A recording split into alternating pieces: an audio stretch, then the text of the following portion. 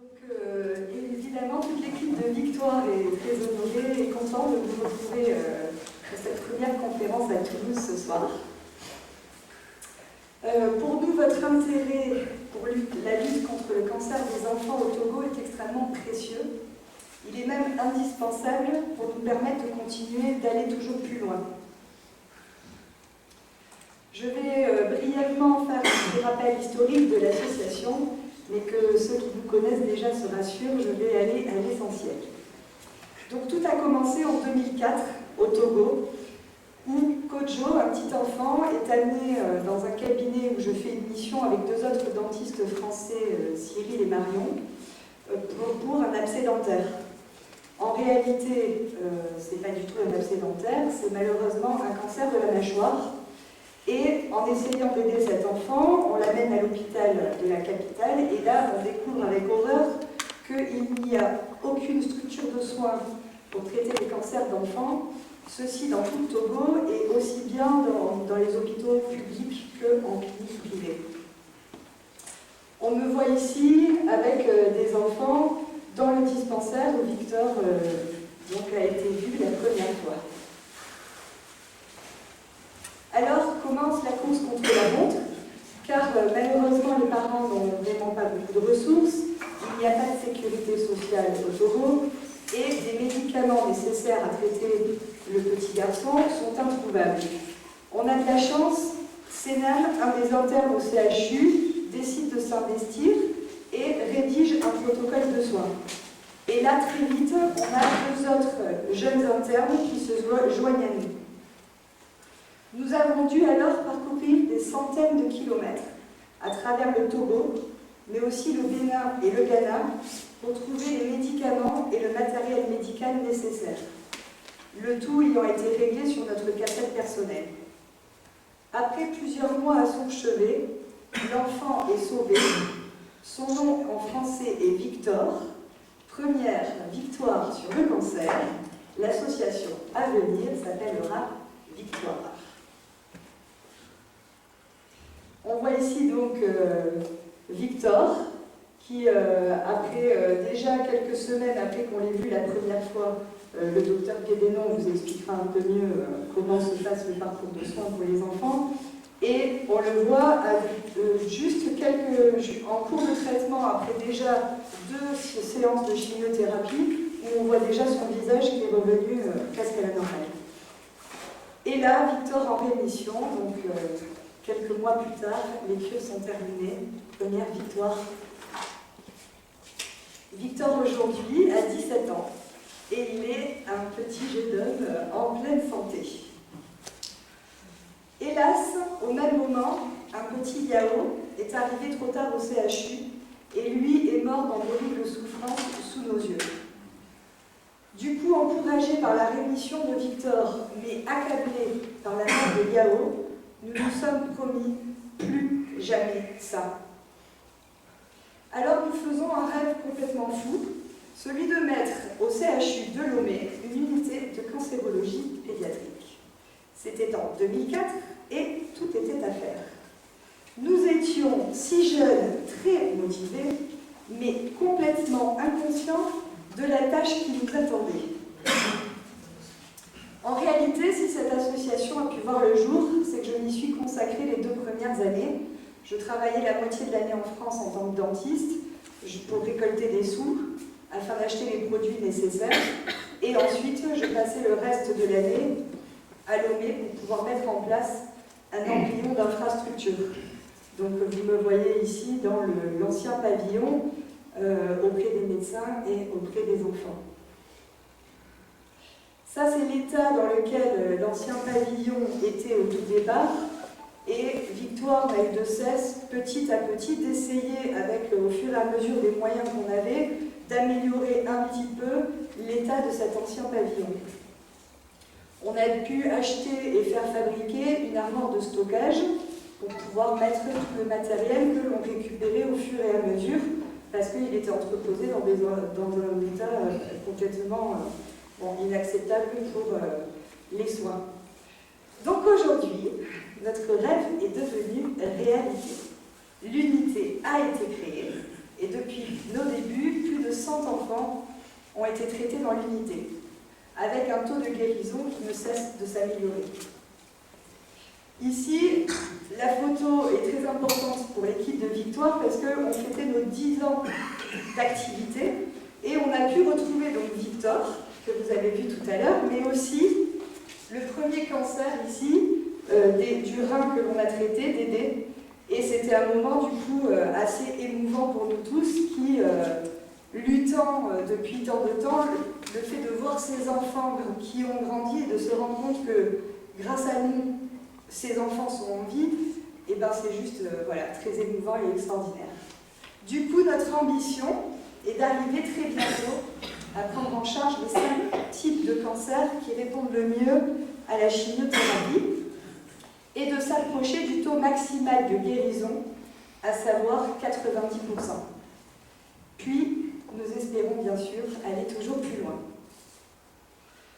Ce soir, nous avons l'immense chance d'avoir parmi nous le médecin pédiatre qui œuvre avec une compétence, une détermination et un dévouement hors du commun pour arracher à la mort chaque enfant qui arrive dans son unité. Il termine en ce moment son diplôme d'oncologie pédiatrique. Il repart à Lomé dans 3 jours et sans lui, rien ne serait possible. Je vous prie d'accueillir le docteur.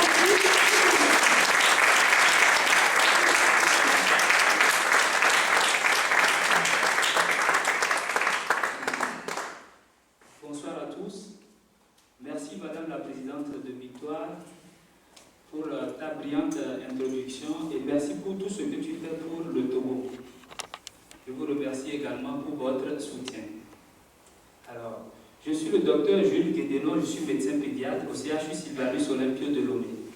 Je travaille dans l'unité d'hémato-oncologie pédiatrique et cette unité a été créée grâce au passage en 2004 du docteur Brigitte Meillon qui venait de Toulouse. Et c'est pour cette raison que j'ai choisi de terminer mon stage dans le processus d'obtention de mon diplôme interuniversitaire d'oncologie pédiatrique au CHU de Toulouse. Et donc c'est pour ça que je suis avec vous ce soir. Créer une association à but humanitaire n'est pas chose facile, mais faire vivre cette association est encore plus difficile. En Afrique, je dois vous dire que nous voyons passer beaucoup d'associations, mais qui ne sont pas des associations sérieuses. Et c'est pour ça que l'histoire de Victoire, je ne peux pas bien vous raconter son histoire. J'étais dans l'unité, dans le service, mais je regardais de loin Brigitte et mes collègues soigner cet enfant. Parce que je me méfie beaucoup des associations, et c'est au fil du temps, voyant le sérieux de cette association, voyant que cette association était vraiment différente des autres associations, que je me suis approché et j'ai commencé par travailler dans l'unité et aujourd'hui je suis venu passer le diplôme interuniversitaire d'oncologie pédiatrique que j'aurai cette année. Alors je dois vous dire que depuis la création de cette association en 2004, Victoire n'a cessé d'apporter un plus dans la vie quotidienne de l'unité chaque jour, ce qui fait qu'aujourd'hui cette unité est en bonne santé. Et nous travaillons chaque jour en étroite collaboration avec la présidente. Je viens du Togo, le Togo qui est un petit pays de l'Afrique de l'Ouest, qui est situé sur l'océan Atlantique, qui le délimite au sud par sa partie que l'on appelle le golfe de Guinée. Il est limité au nord par le Burkina Faso, à l'est par le Bénin et à l'ouest par le Ghana. Sa superficie est de 56 785 km² et il s'étire sur 700 km du nord au sud sans dépasser les 100 km. Sa population est de 7 millions d'habitants et les enfants de moins de 18 ans représentent 50% de cette population. 16% sont des enfants de moins de 5 ans et 11 Togolais sur 1000 décèdent chaque année. L'espérance de vie est de 56 ans. Le taux de fécondité est de 4,7 enfants par femme. Les enfants recevant des soins non adaptés en cas de maladie représentent 41%. Le CHU Sylvanus Olympio, d'où je viens, est le plus grand centre de santé du Togo et emploie 1200 personnes. Son service de pédiatrie est le service de référence de l'enfant malade au Togo. Mais dans ce service, nous faisons essentiellement de la pédiatrie générale et il n'y a que quelques rares activités de pédiatrie, de spécialité pédiatrique, dont l'hémato-oncologie pédiatrique. Avant 2004, l'unité d'hémato-oncologie pédiatrique ne faisait que de l'hématologie bénigne, donc on ne traitait pas les cancers. Avant 2004, on avait une salle d'hospitalisation qui était une salle délabrée, on n'avait pas de protocole, on n'avait pas de personnel dédié à l'unité. Les anticancéreux, on ne les trouvait ni à l'hôpital, ni dans les pharmacies. Et donc le cancer de l'enfant avant 2004 rimait avec la mort. Sur cette diapositive, vous voyez la devanture de notre hôpital. Quelques dates à retenir dans l'histoire de Victoire. La création en 2004, la présidente l'a dit tout à l'heure. L'activité a été formalisée en 2006, puis s'est intensifiée à partir de 2008 pour nous aider à rentrer dans un groupe qu'on appelle le groupe franco-africain d'oncologie pédiatrique. Puis, Victoire va réorienter son activité, ce qui va lui permettre de nous recruter 2 infirmiers qui travaillent à temps plein dans notre unité. Le pavillon sera réhabilité en 2012 et en 2015, j'ai été formé. L'ancien pavillon a donc été transformé en un nouveau pavillon de 6 cabines avec des toilettes individuelles. Sur cette diapositive, vous voyez la devanture de l'ancien pavillon et le nouveau pavillon qui est là avec la plaque de Victoire. Ici, sur cette diapositive, nous comparons l'intérieur de l'ancien pavillon à l'intérieur du nouveau pavillon et nos anciens lits à nos nouvelles salles d'hospitalisation qui ressemblent plus à des salles d'hôpital. Le matériel dont nous disposons aujourd'hui et qui est disposé dans les salles est utilisé pour les enfants. Les sanitaires ont été également changés. Quelle est la situation du cancer au Togo aujourd'hui? Le Togo, tout comme les pays en développement, néglige dans leur système de santé le cancer au profit des maladies infectieuses. Il faut noter que ce n'est qu'en l'an 2000 qu'un groupe a été formé et a permis d'élaborer des protocoles qu'on peut appliquer dans nos pays pauvres. Le cancer de l'enfant représente un cancer que l'on peut aisément soigner si l'on s'y prend tôt. Nous avons la chance que ces cancers guérissent plus facilement que les cancers d'adultes. Quel est le parcours de nos enfants avant d'arriver dans nos unités? En Afrique, en général, c'est le même parcours, tout comme au Togo. Dès le premier signe d'appel, c'est-à-dire dès que les parents remarquent que l'enfant a une masse, que ce soit au niveau du visage ou bien au niveau du ventre, on lui donne en général des médicaments. Ça peut être des médicaments fabriqués traditionnellement avec des herbes ou des médicaments achetés en général au bord de la voie publique.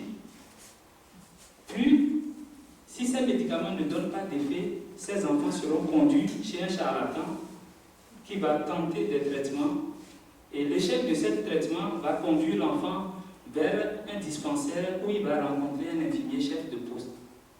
Si cet infirmier est averti, s'il connaît le cancer de l'enfant, il réfère l'enfant en même temps, il évacue vers la capitale. Mais s'il ne connaît pas le cancer de l'enfant, il va le traiter. Et l'échec du traitement va le conduire de toute façon à référer cet enfant vers l'hôpital de référence. L'enfant ainsi référé ne va pas directement à l'hôpital. Il retourne à la maison avec ses parents. Le papa va aller au champ, récolter, attendre le jour du marché. Au Togo, le jour du marché, c'est en général un jour par semaine. Il attend les jours du marché, il va vendre un peu, cotiser l'argent. Et dès qu'il aura la somme suffisante pour le transport et pour l'alimentation de sa femme et de son enfant, il va envoyer la mère vers la capitale. Heureusement aujourd'hui, si cet enfant arrive au CHU de Lomé, grâce à l'action de Victoire, pour un certain nombre de cancers les plus fréquents, la prise en charge de l'enfant est gratuite. Sur cette diapositive, vous voyez l'état dans lequel nous recevons les enfants dénutris, vous voyez. Et il faut noter que les enfants arrivent avec leur mère et leurs petits frères ou leurs petites sœurs qui sont d'âge inférieur à leur âge. C'est ainsi que ça se passe dans nos milieux. Quels sont les cancers que Victoire prend en charge aujourd'hui au CHU Sylvanus Olympio de Lomé? 4 types de cancers essentiellement: le lymphome de Burkitt, le néphroblastome, le lymphome de Hodgkin et la leucémie aiguë lymphoblastique. Le lymphome de Burkitt, c'est le premier type de cancer que nous observons en Afrique. C'est un cancer qui existe également en France, mais la forme que nous observons en Afrique, nous l'appelons la forme endémique, elle est différente de la forme qui s'observe chez les enfants en France. Et donc, cette forme déforme le visage, déchausse les dents, et les enfants arrivent totalement défigurés. Le cancer envahit la bouche et empêche la nutrition. Les enfants sont fatigués, ils sont pâles, anémiés et ils sont dénutris. Le traitement de ce cancer ne nécessite pas de chirurgie. C'est l'administration de médicaments. Les médicaments anticancéreux, c'est leur administration, c'est leur injection qui fait partir ce cancer, qui guérit l'enfant. C'est important de le savoir. Quelques photos qui peuvent choquer un peu, mais c'est l'état vraiment dans lequel nous recevons les enfants chez nous, dû à l'itinéraire de soins dont je vous ai parlé tout à l'heure. Heureusement, c'est un cancer qui répond bien au traitement, comme je vous ai dit. Et vous voyez cet enfant avec des dents totalement à des positions anarchiques dans la bouche. Ces dents vont sous l'effet du traitement revenir à leur place comme vous le voyez là, sur cette diapositive, à votre droite. Et le visage va reprendre totalement sa forme. Cet enfant est arrivé à un stade plus avancé que l'autre, mais comme vous pouvez le voir, avec l'effet des traitements, il a retrouvé son visage normal. Cet enfant nous est parvenu dans un état très grave où sa masse comprimait sa trachée, il n'arrivait plus à respirer. Et dans ces conditions, nous n'avons pas d'autre moyen que de faire ce que nous pouvons faire. Et donc, on lui a mis le traitement. Et comme vous pouvez le voir là, il est guéri et vivant aujourd'hui. D'autres enfants vont nous arriver dans des états paralysés comme celui-ci. Le cancer a touché un nerf, c'est pour ça que son œil est fermé. Et il était paralysé. Mais à la fin du traitement, il s'est levé, il est rentré chez lui. Et il est même venu fêter les 10 ans de Victoire. Cet enfant aussi était arrivé paralysé et grâce au traitement, à l'ingestion des médicaments, il a retrouvé sa mobilité. Après le lymphome de Burkitt, le néphroblastome, le cancer du rein le plus fréquent chez l'enfant. C'est le deuxième type de cancer que nous recevons au CHU Sylvanus Olympio de Lomé et c'est le deuxième type de cancer que Victoire nous prend en charge. Son traitement est différent du traitement du lymphome de Burkitt. Dès que ces enfants arrivent, on leur injecte des médicaments, des anticancéreux. On va opérer et enlever le rein malade et dès qu'on enlève ce rein, on va l'analyser et définir le stade auquel l'enfant se trouve. Et c'est ce stade qui va permettre de traiter l'enfant, le temps, qui va donner le temps au bout duquel on doit arrêter le traitement. Ici, sur cette diapositive, vous voyez l'état dans lequel ces enfants arrivent. Ils se passent en général chez le charlatan. C'est pour ça que vous voyez ces scarifications sur son abdomen là. Et le cancer a beaucoup évolué, poussé les vaisseaux. Et donc, vous voyez, donc, il y a d'autres réseaux de vaisseaux qui vont se développer sur son ventre. Heureusement également, c'est un type de cancer que nous savons guérir. Vous voyez cet enfant qui est là. Et donc la masse, le cancer est dans son ventre. On va le traiter, elle sera opérée, elle va recevoir des médicaments et puis elle va guérir. Même cas de figure chez cet enfant.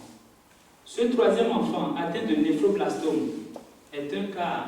Son cancer était à un stade avancé et ce qu'on craint en général dans ce type de cancer, c'est-à-dire que le cancer se rompt dans le ventre, est arrivé au cours de l'intervention.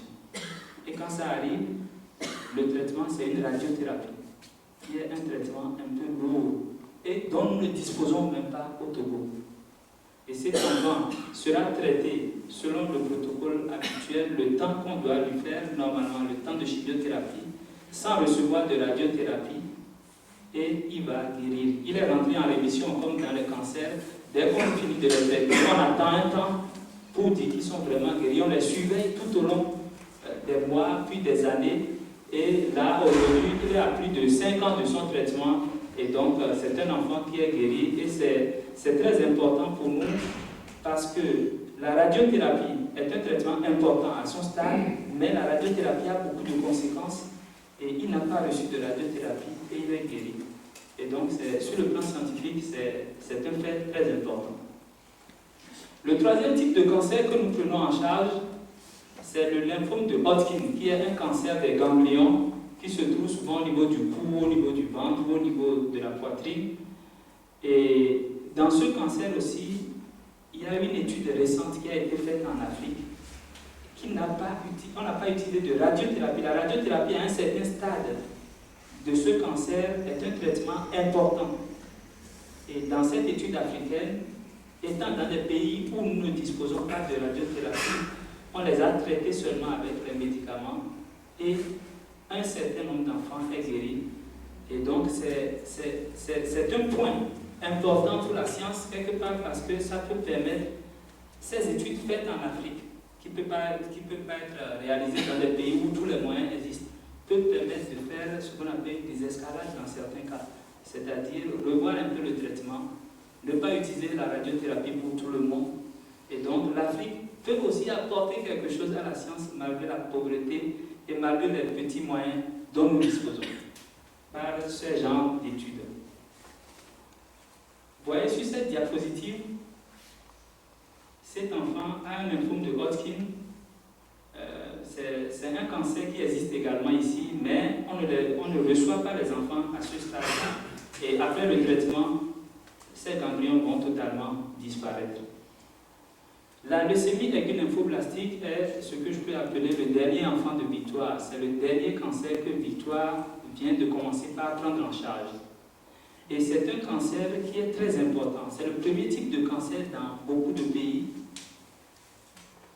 Et ce type de leucémie aiguë lymphoblastique, est le premier type chez l'enfant.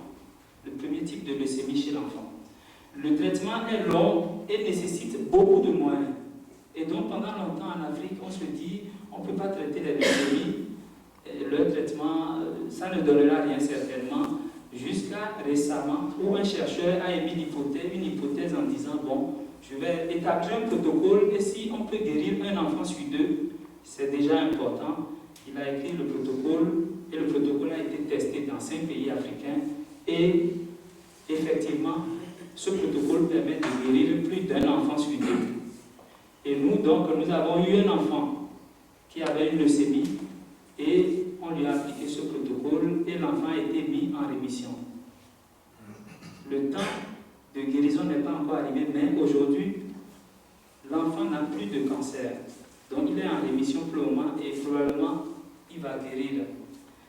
Alors, ce cas de figure est un exemple d'aide au développement des compétences locales en Afrique parce que cet enfant dont je vous parle, son papa vivait depuis quelques mois aux États-Unis et dès que nous avons fait le diagnostic à Lomé de leucémie, le papa a voulu faire partir son enfant vers l'hôpital Saint-Jude qui est le plus grand hôpital au monde en matière de cancer de l'enfant. Et Saint-Jude, ils nous ont appelés à Lomé et ils ont dit qu'ils ne peuvent pas prendre l'enfant. Les parents se sont alors tournés vers la France et l'hôpital Robert Debré nous a donné un devis de 254 778 €. Et le papa m'appelle pour me dire, docteur, je ne peux jamais avoir cette somme-là. Et donc, si vous pouvez faire quelque chose à Lomé, commencez. Les analyses à Lomé ont montré que c'était une leucémie aiguë lymphoblastique. Il y a plusieurs types. Et les analyses à Lomé ont montré que le type était un type très grave. Mais voyant l'état de l'enfant dans le service, nous avons donc contacté Victoire qui nous a aidés à envoyer des actes de cet enfant à Paris. Et à Paris, on nous a répondu, effectivement, c'était une leucémie aiguë lymphoblastique, mais un type qui était moins grave que le type diagnostiqué à l'OB. Et donc, très rapidement, nous lui avons appliqué le protocole et l'enfant est rentré en rémission. Dans la foulée, un deuxième cas est arrivé, a reçu le même protocole et est aussi en rémission. Et Victoire s'est rapidement réunie et a pris la décision de prendre en charge ces enfants atteints de leucémie. Sur cette diapositive, vous voyez un enfant totalement pâle et qui saigne un peu par la bouche. Ce sont là quelques signes de la leucémie. Alors, quels sont les résultats que nous avons de façon très sommaire? Je peux vous dire que nous avons déjà plus de 100 enfants admis, tout cancer confondu, dans l'unité. 3 cas de ces enfants sont pris en charge par Victoire. Le Burkitt est le premier type de cancer que nous recevons et donc le Burkitt a représenté 41%. Et ces enfants atteints de Burkitt, 3 enfants sur 4 ont été mis en rémission. Le néphroblastome, le cancer du rein dont j'ai parlé, était le deuxième type de cancer que nous avons reçu, 26%. Et au moins un enfant sur 2 a été mis en rémission. Le lymphome de Hodgkin, nous avons reçu jusque-là 4% et ils sont tous en rémission complète. La leucémie qui vient de rentrer dans la prise en charge de Victoire, nous avons eu 4% d'enfants et 3 enfants sur 4 ont été mis en rémission.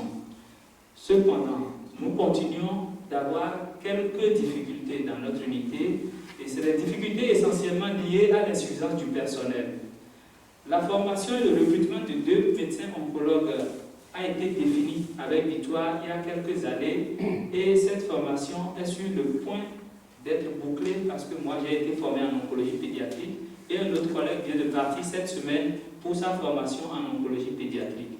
Le recrutement d'un 3e infirmier a été également trouvé nécessaire dans les réflexions avec l'association Victoire et le projet est en cours et devrait aboutir bientôt. Le recrutement d'un psychologue est également important. Depuis quelques années, nous avons déjà trouvé une formule qui nous permet d'être soutenus de façon bénévole par une psychologue. Et donc, Victoire est sur le projet pour nous aider vraiment à avoir un psychologue dans l'unité pour pouvoir gérer tous les problèmes psychologiques qui peuvent accompagner ces cas. Sur cette diapositive, vous voyez les 2 infirmiers qui ont été recrutés maintenant depuis plus de 5 ans par Victoire et qui travaillent nuit et jour dans l'unité au chevet des enfants. D'autres difficultés, c'est le retard de consultation dont nous avons parlé, ce qui fait que les enfants nous arrivent dénudés.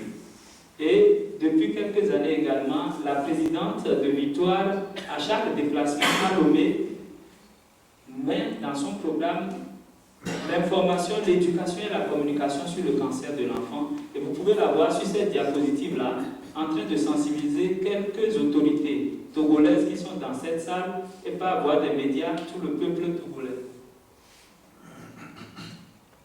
Là, vous la voyez là, avec Victor, la première victoire sur le cancer de l'enfant au Togo à ses côtés. D'autres difficultés sont liées à l'absence des médicaments pour les autres types de cancers que nous recevons et que Victoire ne prend pas encore en charge, à la gestion des complications et au taux d'occupation des lits qui est aujourd'hui à plus de 100%. Sur cette diapositive, vous pouvez voir que d'autres enfants nous arrivent pour d'autres types de cancers que nous ne prenons pas encore en charge. Je vous remercie et je repasse la parole à la présidente.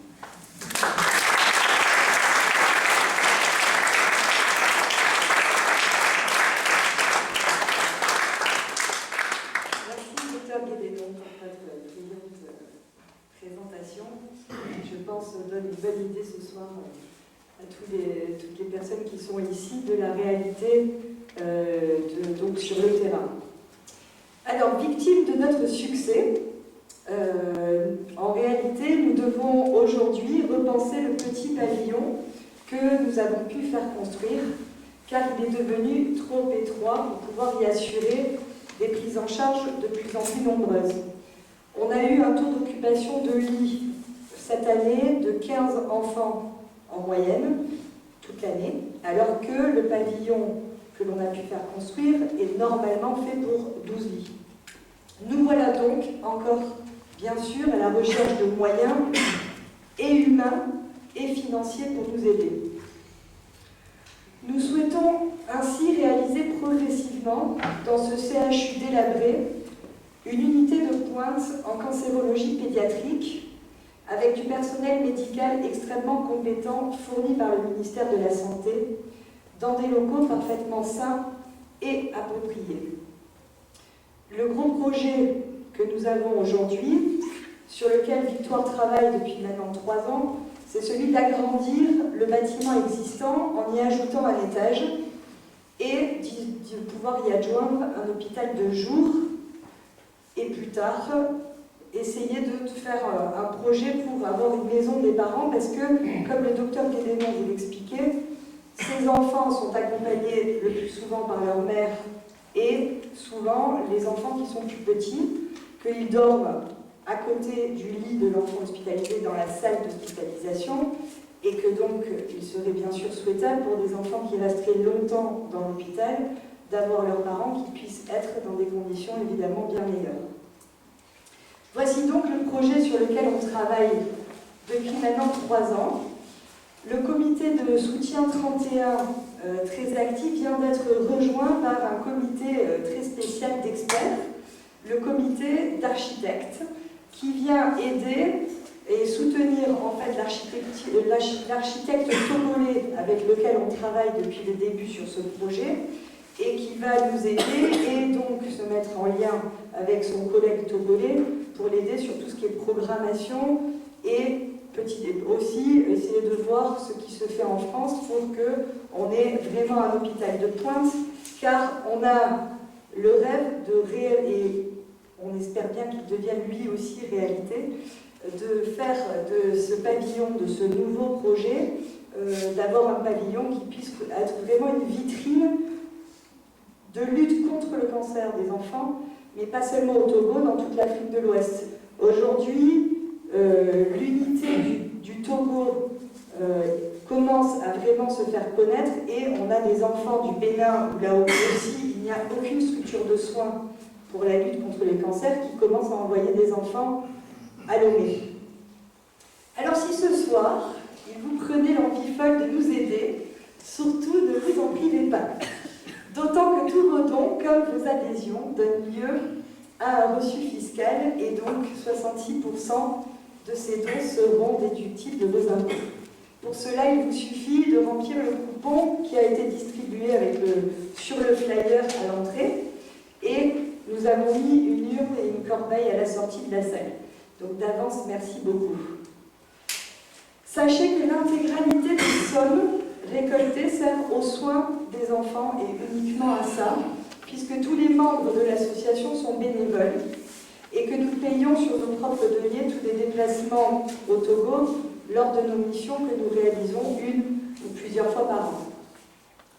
Pour vous donner une idée de ce que nous faisons de vos dons, sachez qu'une séance de chimiothérapie coûte pour Victoire environ 100 €, qu'une journée d'hospitalisation représente environ 10 €, qu'il faut à peu près pour un enfant une moyenne de 20 curses, tout cancer confondu, parce que c'est assez différent d'un cancer à l'autre, et qui s'étale là encore, suivant les types de cancer et l'état de gravité dans lequel les enfants nous arrivent, entre 4 et 12 mois d'hospitalisation.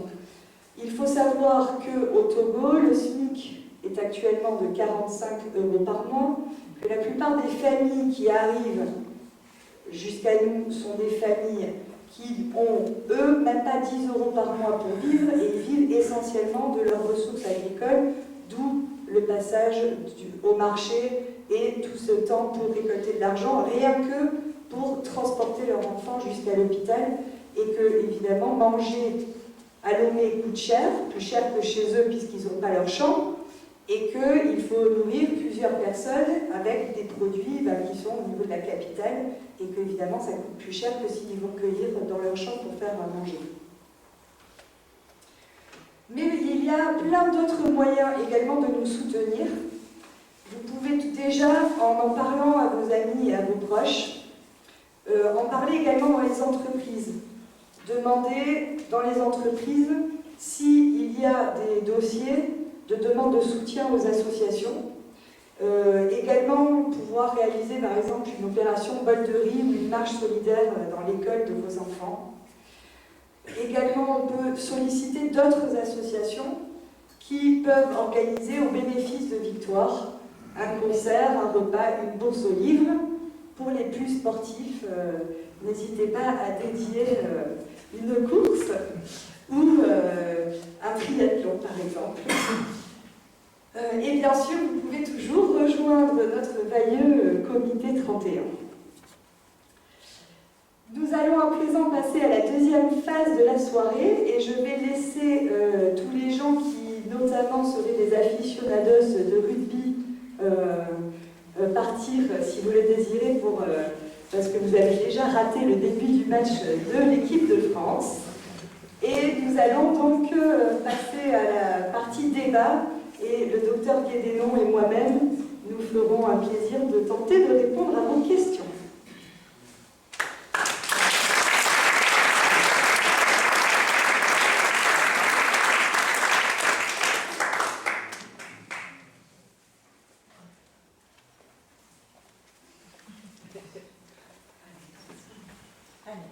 Bon, ce que vous faites est absolument magnifique. Je suis étonné à d'aujourd'hui des résultats.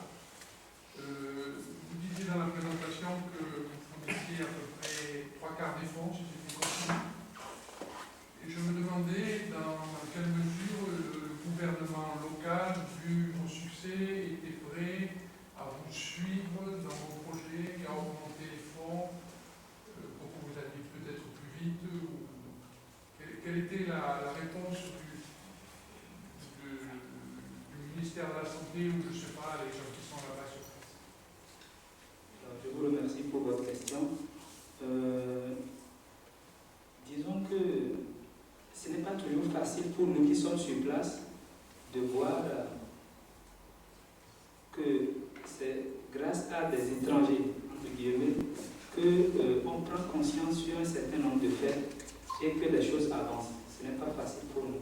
Mais je dois vous dire que dans nos pays en général, comme je l'ai dit, on évolue souvent par rapport à l'OMS.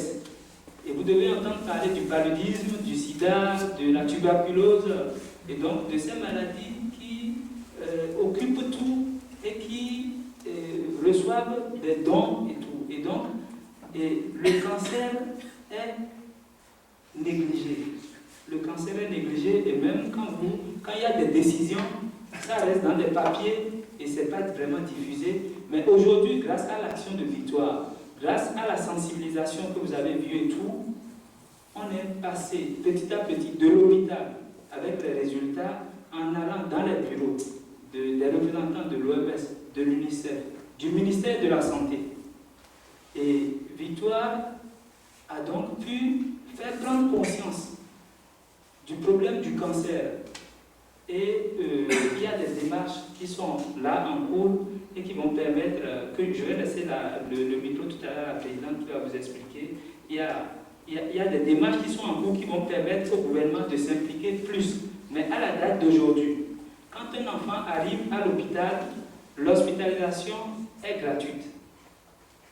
L'hospitalisation. L'enfant qui arrive, selon l'itinéraire que j'ai montré, il y a des examens qu'on peut faire à l'hôpital. Ces examens seront faits gratuitement. Victoire l'a négocié avec l'administration. Les salles d'hospitalisation ne seront pas payées. Victoire l'a négocié. Les examens qui seront faits en dehors du CHU seront sur le compte de Victoire. Parce que les parents n'ont pas de moyens, on n'a pas de possibilité aujourd'hui pour le faire. Et donc, c'est ainsi donc, que l'hôpital va couvrir une partie. Victoire a recruté des infirmiers et est en train de travailler pour recruter un psychologue. Mais moi, je suis recruté par le CHU. Et le second médecin aussi.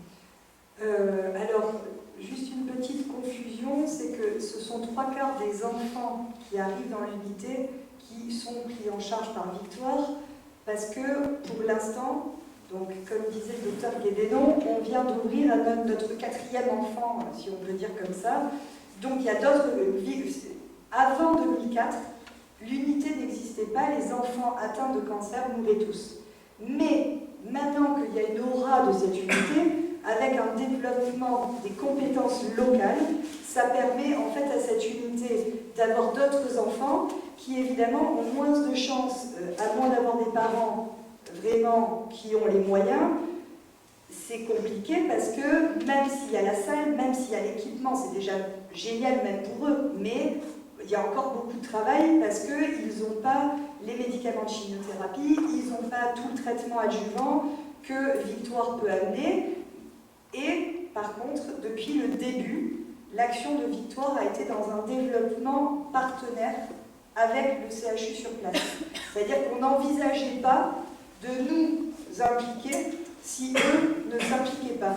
Donc ça a toujours été, alors, plein de moments très difficiles, mais où c'est, nous on avance, le CHU avance. Et comme le disait le docteur Guédénon, là aujourd'hui, on est en train de monter un cran plus haut puisque on est en train de développer cette fois-ci une entente carrément avec le ministère de la Santé.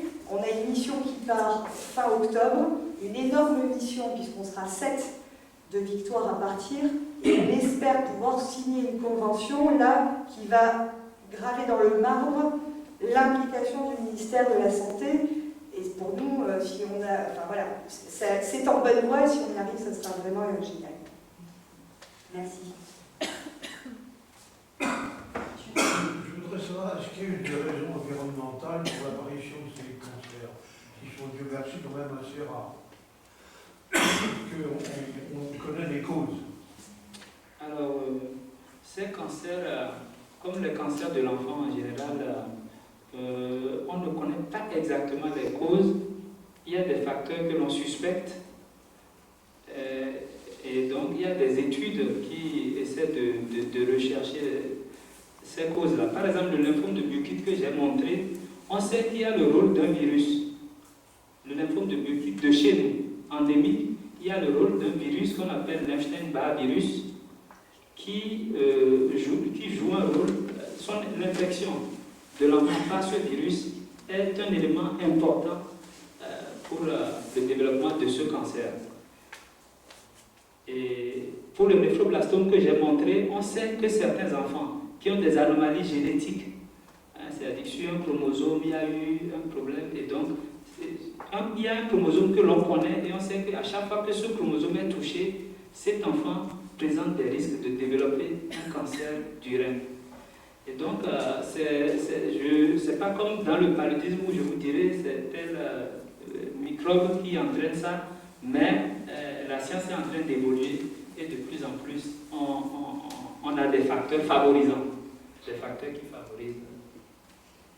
Je voudrais rajouter que facteur environnement, c'est évident qu'il y a un facteur environnement, mais on se rend compte, et les recherches sont de plus en plus abouties, mondialement, on est en train de se rendre compte qu'il y a des facteurs d'environnement sur les cancers en général.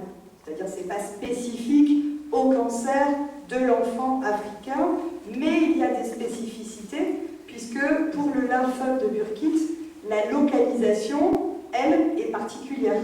On la retrouve rarement en France. Donc il y a bien un facteur environnemental et d'autres facteurs comme le virus qui est retrouvé chez ces enfants-là, le fait que peut-être ils sont aussi pratiquement tous atteints de paludisme. Donc il y a des choses que l'on ne maîtrise pas parce qu'on sait aussi que le cancer est multifactoriel.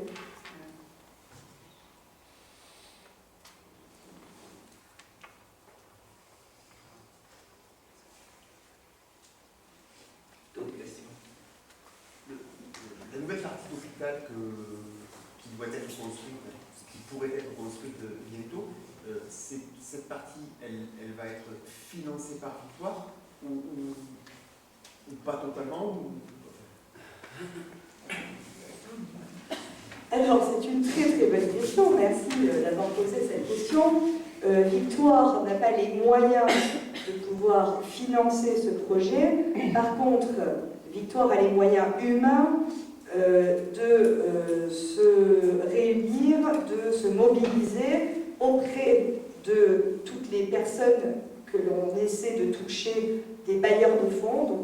déjà une promesse de 100 000 € d'un bailleur de fonds marocain pour l'hôpital de jour, à condition que la convention avec le gouvernement aboutisse.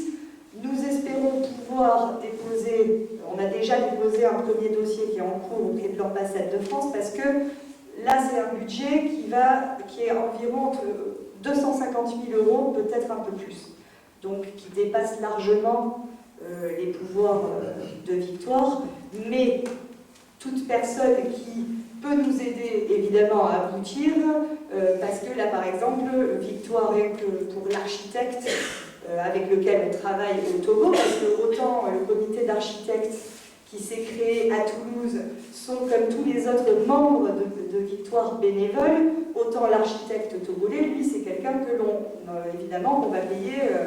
Donc là c'est des sommes assez importantes, puisque si le projet est environ de 250 000 €, comme un architecte ici en France, c'est à peu près 10%, donc voilà, ça veut dire que déjà il faut trouver, Victoire doit trouver 25 000 € pour les fonds de l'architecte. Voilà. Peut-être préciser qu'on va demander au Togo de participer, si on arrive à réunir les fonds, parce qu'on va demander au ministère de nous faire cadeau de la TVA. Et on pense qu'on a de grandes chances de l'obtenir. Donc là aussi, on demande au gouvernement du Togo de participer.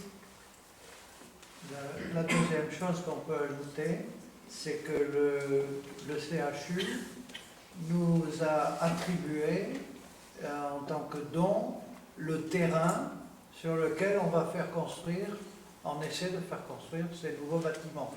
Donc c'est un point très important dans le partenariat.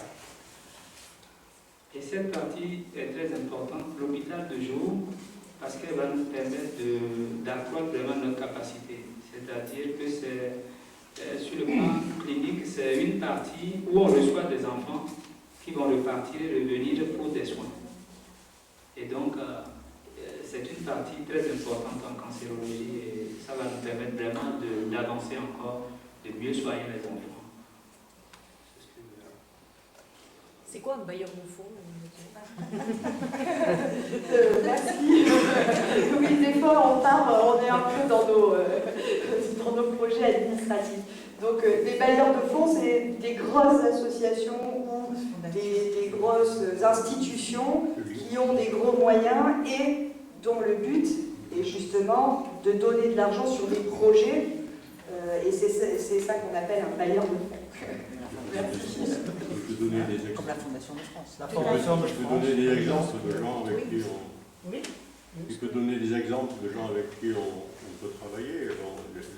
Le Lions Club International, par exemple, ça peut être... La Fondation Lyon International, dont je n'ai pas parlé parce que c'est un dossier qui est un peu compliqué, parce que ça fait 2 ans qu'on travaille avec eux et que dans une certaine mesure, ils sont initiateurs de ce projet qui n'était pas du tout le nôtre au départ. On était dans un projet d'extension, donc d'élever l'état, enfin de faire un premier étage, surtout que le premier pavillon qu'on a pu faire construire a été construit avec des moyens, très peu de moyens, et donc c'était bien mieux que la salle, comme vous avez pu voir les photos que le docteur Guédénon vous a montré avant, après, mais il y a eu faute de moyens.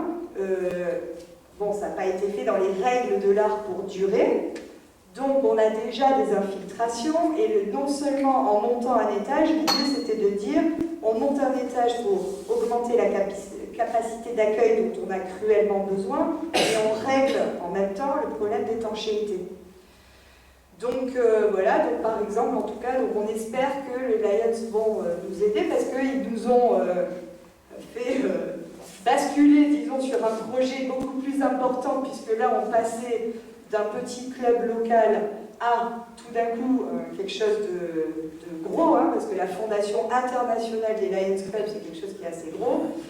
Bon, voilà, donc en tout cas on se démène du coup. Maintenant que le projet est là et que ça fait 3 ans qu'on travaille dessus, et on a d'autres pistes, donc on se démène avec plein de projets. Et si vous avez des idées d'institutions qui pourraient nous aider, n'hésitez pas d'ailleurs à nous les communiquer.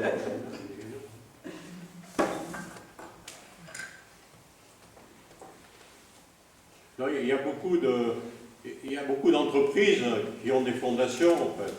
Alors, pas au niveau, évidemment, qu'on a évoqué, mais il y a certainement des démarchages possibles vis-à-vis d'un certain nombre d'entreprises qui ont des intérêts en Afrique ou qui ont des intérêts de type un peu associatif. Et bon, les petits ruisseaux font les grandes rivières, quoi. Quand on récupère 2 000 à 3 000 euros à droite ou à gauche, eh bien, elle vous a donné le niveau du SMIC au Togo, ben, effectivement, ça permet d'avoir un infirmier de plus. Et puis, bon, on peut ajouter qu'il y a des fois des difficultés inattendues. Moi, par exemple, j'avais contacté le service de collaboration de la BNP, qui est la Banque internationale, et à qui j'ai demandé s'ils pouvaient nous aider pour notre dossier. Et ils m'ont répondu, bien, on est désolé, mais nous ne soutenons que les projets qui sont portés par des membres de notre personnel.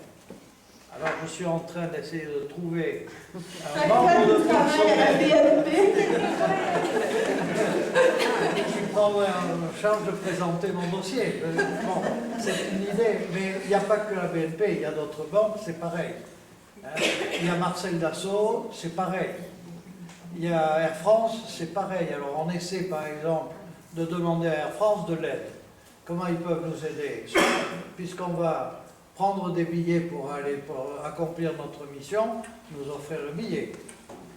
Nous offrir la possibilité de mettre dans les soutes beaucoup plus de bagages que ce à quoi on a droit normalement. Donc si on est 10 à partir avec 4 valises, vous voyez un petit peu ce que ça donne, 40 valises de soins, de médicaments et autres.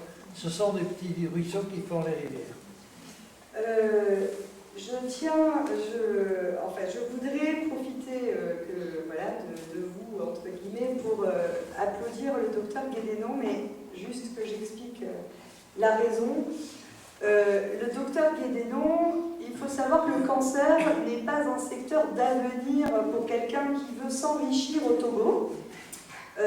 Donc la seule unité qui existe dans tout le Togo est dans l'hôpital où tous les médecins sont totalement sous-payés et qu'ils gagnent à peu près suffisamment pour pouvoir acheter du crédit de communication pour pouvoir répondre aux appels de leurs patients et les rappeler. Donc je voudrais que vous l'applaudissiez chaleureusement parce que pour moi c'est extraordinaire. Victoire ne pourrait pas continuer à évoluer ainsi sans son implication, et c'est quand même assez extraordinaire d'avoir un médecin qui s'implique au-delà de toute espérance pour vraiment arracher à la vie chacun de ces enfants qui arrivent, et il pourrait faire tant d'autres miracles beaucoup plus rémunérateurs, que ça soit dans son pays ou ailleurs, parce qu'il est sollicité régulièrement pour essayer qu'on l'arrache tellement il est compétent, et lui il s'accroche et nous on espère qu'il s'accroche. Donc j'aimerais bien que vous puissiez l'applaudir chacun.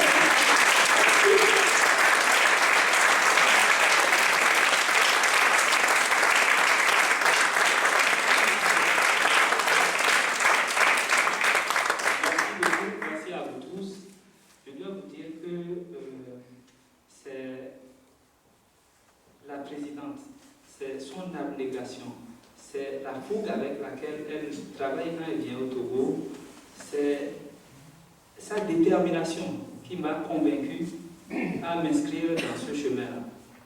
Parce que ça touche quand même de voir des gens venir d'ailleurs qui s'investissent pour faire changer des choses chez vous. Et donc c'est elle que vous devez applaudir.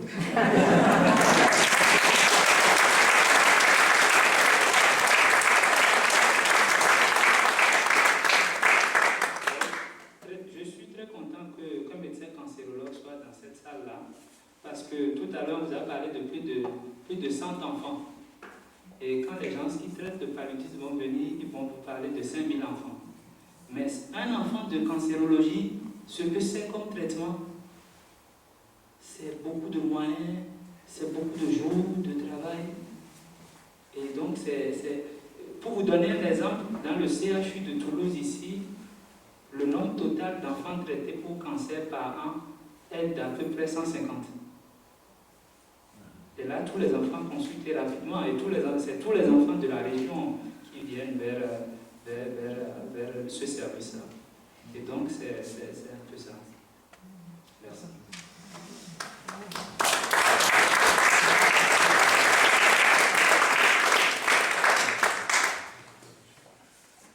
Merci beaucoup. Je pense qu'il est temps de vous libérer. On vous remercie beaucoup de vous être déplacés jusqu'à nous.